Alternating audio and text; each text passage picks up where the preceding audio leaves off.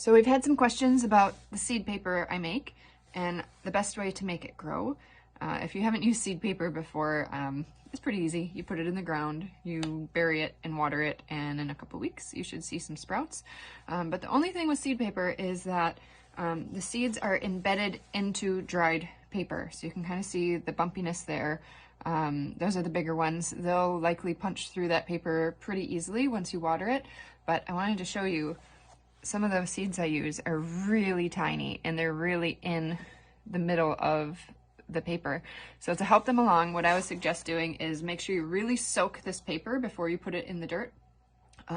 When I make my paper, I have to make sure it dries quickly and evenly, otherwise I get sprouts coming out of my paper, and that usually happens within 2 or 3 days if the paper doesn't dry.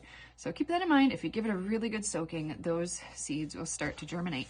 On all of my seed paper products, I like to include some kind of instructions, especially for new users, because I didn't know how to plant seed paper either.